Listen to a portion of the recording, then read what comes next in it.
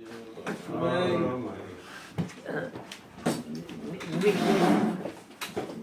goes through the whole Messiah, the Messiah, the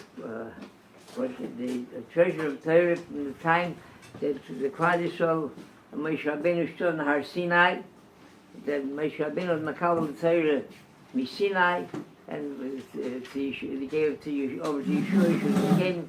He came to the Nevi'im. Nevi'im gave it over to Anshiknas Agdoila, and Mishnah continues. Shimon Tzadik, who was from the Shioriknas Anshiknas Agdoila, was from that Kuva, which from the Anshiknas Agdoila, he said the world stands, the world state has a kiyum, exists in the chus of three things. Al Torah, we learn Torah. Al Avodah, serving the Rabbi Shalom, davening. Or Gemilas Chasodim, and Gemilas Chasodim, caring for others, sharing what you have for others, caring for them, being sensitive to their needs. That's what the Klal Yisrael stands on. Rachmanim b'nei Rachmanim. Klal Yisrael are Rachmanim b'nei Rachmanim. They have it in their bloodstream from their ancestors to Rachmanim b'nei Rachmanim. One of the most incredible stories about Rachmanim b'nei Rachmanim, how the Klal Yisrael has it in their bloodstream under the most difficult and life-threatening circumstances. A Yid has it in him that he doesn't think only about himself. There was during Riach Shemam Zichram, the Nazis in the Shvichas Domim with the gas chambers, and the Yidden were, when they were being put into the concentration camps, so not everybody had the schus to be able to go into a concentration camp. They had to first examine them, see if they're fit to do any kind of labor, if they're fit to be tortured to death.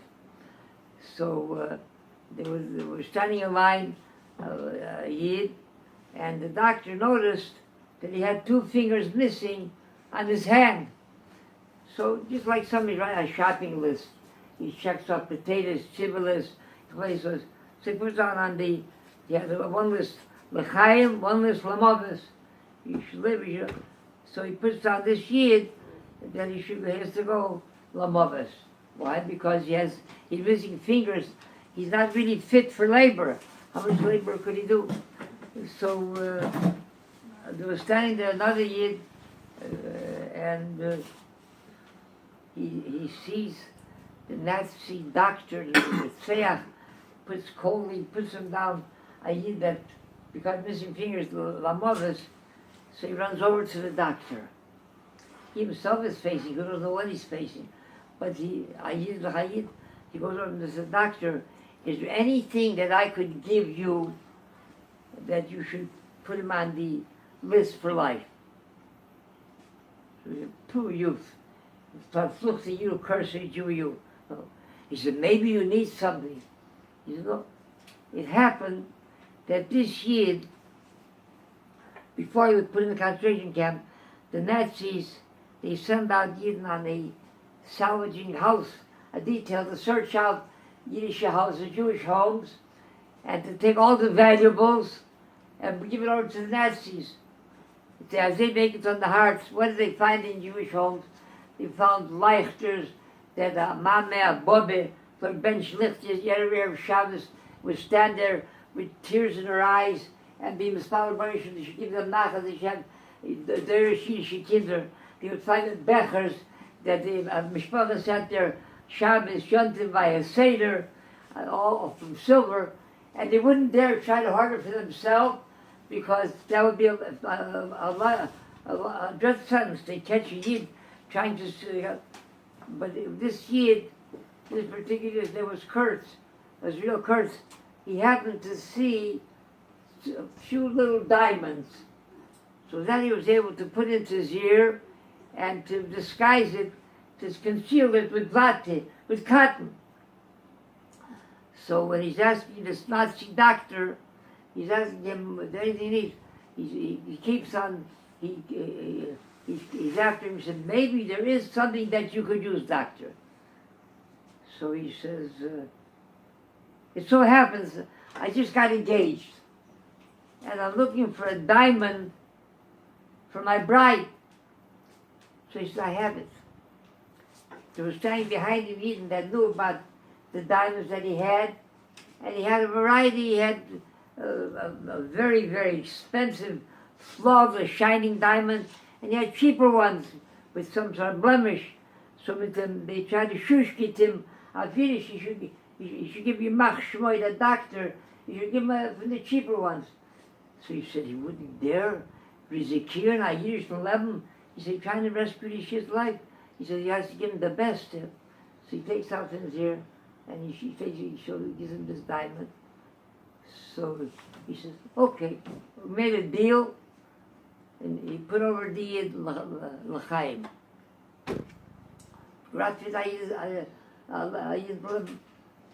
They both survived the Milchomeh. They were sent to concentration camp, the torture, where they were reduced to subhuman beings, and they both arrived in America. This Basriel Kurtz was Nebach Hayid, was a gematik with Parnasse. He had a big mishpache, and he was struggling. He suffered poverty in the extreme. Always machus lechem, didn't have what to give his family. The Nitzel, the one who his life was saved because of this Basriel Kurtz, Baruch Hashem was Matzliach. He was a Yid Afeik Yid. He went to business. He opened a bakery, and they opened a second bakery and a third bakery. So when this Basriel Kurtz made Chasne, his first daughter, so Hakor Satoi, this other Yid, the Nitzel, one was rescued because of him. Of all things, Tachas Avochem, more than cake, he brings him a big wedding cake. He saved his life bringing a wedding cake. That takes the cake. By the second, the third child, he didn't bring him anything altogether. No cake, nothing. It was the last chapter of his life. He had Nevach Yenim Machle, his days were numbered, and the Bnei Mishpoche were gathered around him. So he second with his wife, with his children. Then he told me, he says, he said, the Maisi was gerat with Yenim Yidden. He said, he owed me his life. He says, he never really showed any kind of Hakor Sator. So it really bothered me. How could you forget? I gave him the most precious gift you can give a person. I gave him Chaim, I gave him life. How he could forget this complete, erased from his mind. I held it against him. But he said, I'll tell you the truth, Kidulach. He said, now that I'm about to leave this world, he says, I see things with a different clarity.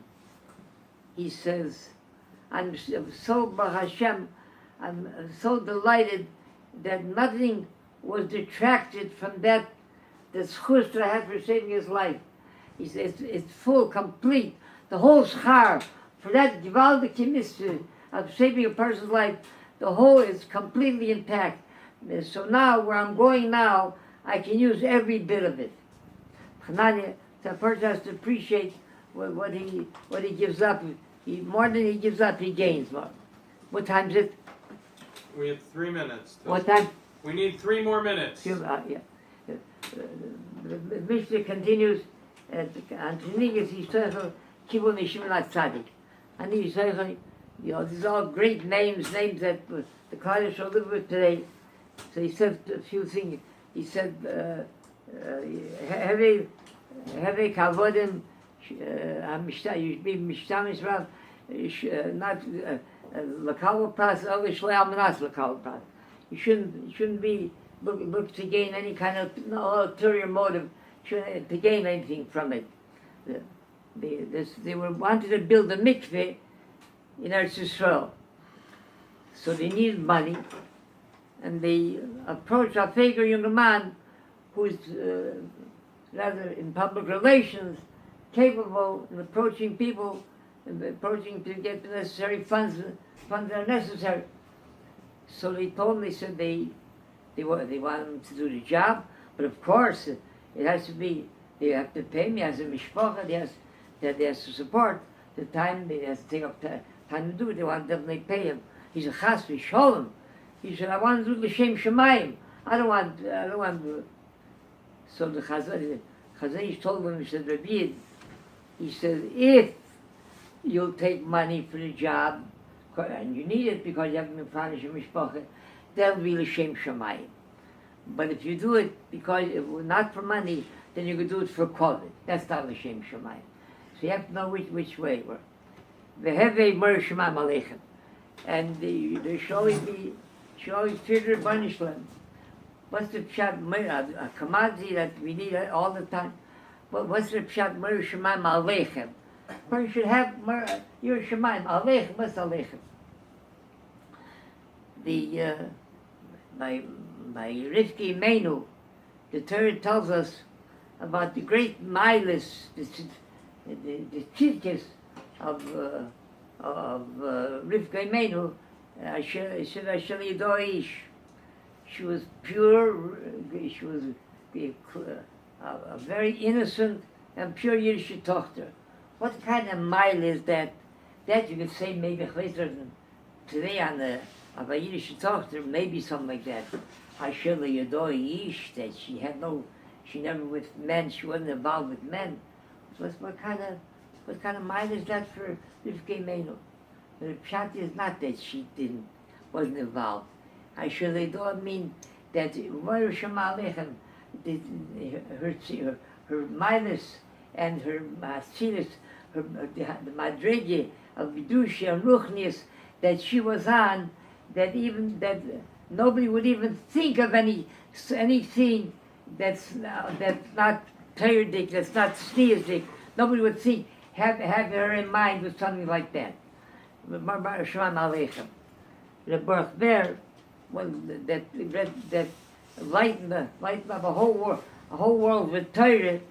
When he came to America to raise money for Commons Yeshiva, so Jimmy Walker, the famous mayor of New York City, when he greeted him, so he said, this rabbi, he said, he defies the theory of evolution. He said, a man like this, he said, could not come from a monkey. A man like this, only the Almighty could have made. Chanani ben Akash Oimer, Rotzach, Baruch Hu, Muzakis Yisrael,